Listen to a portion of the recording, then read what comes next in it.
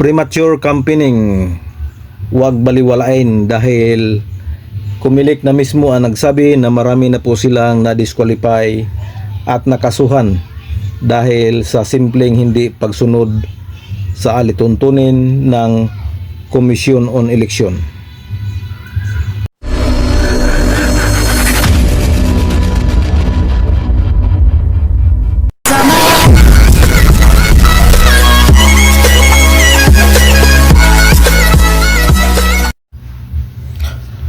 Hello, blessed Sunday everyone mga kapobre.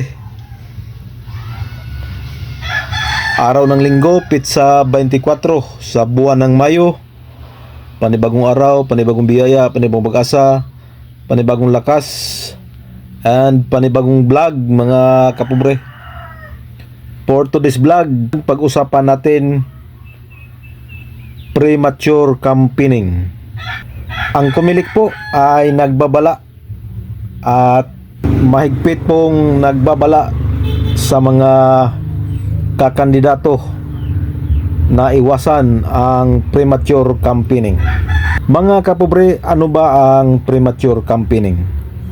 Ang premature campaigning po ay pangangampanya na hindi pa po sa nakatakdang campaign period, at yan po ay labag sa batas ng Comelec, at sino man ang lumabag ay mahaharap sa isang kaso or disqualification ng iyong certificate of candidacy.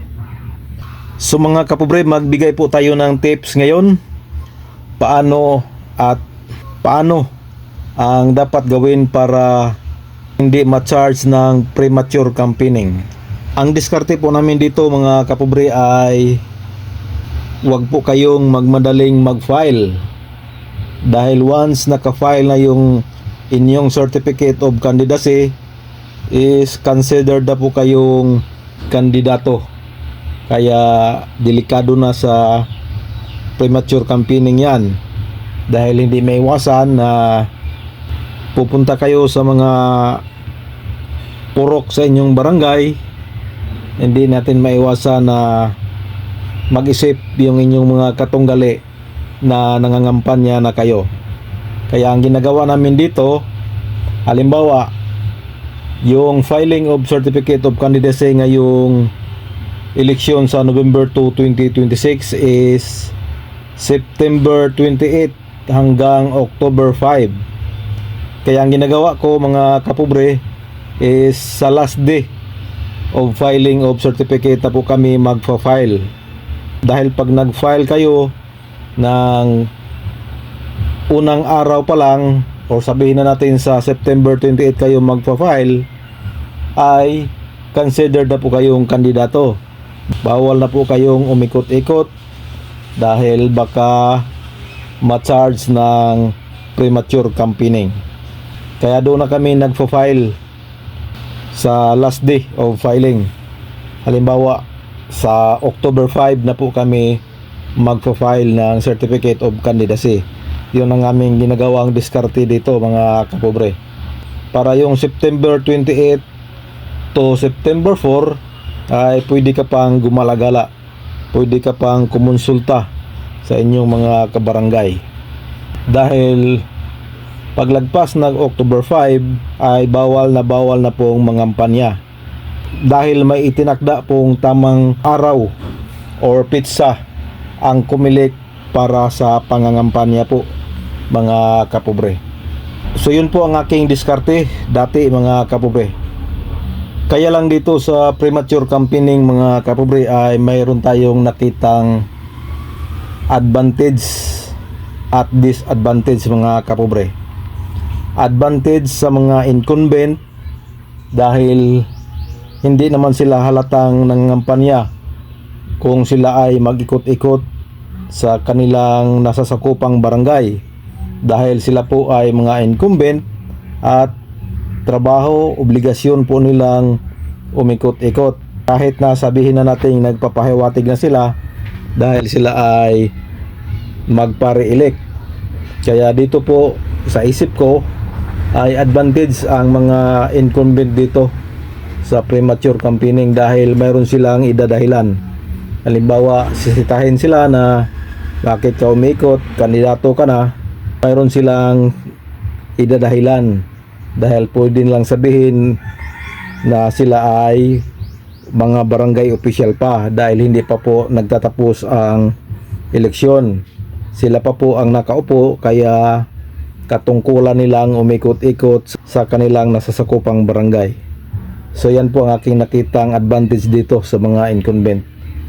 Dito naman sa mga aspirant or mga bagong lalahok sa barangay at SK election ay disadvantage po sa kanila dahil pag nakapag-file na sila ng kanilang certificate of candidacy ay bawal na po silang umikot dahil magdududa kaagad yung mga katunggali at pwede yung ireklamo sa COMELEC dahil wala naman silang dahilan para umikot.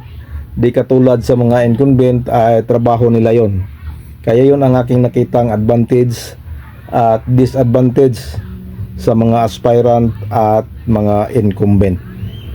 So mga kapobre, bottom line po dito ay kailangan lang po nating sumunod sa alituntunin ng COMELEC. Kung ano ang nakasaad doon na campaign period, yun lang ang ating sundin. Dahil marami na po tayong nabalitaan at mismo ang COMELEC nagsabi na marami na po silang na-disqualify dahil sa paglabag sa premature campaigning mga kapobre.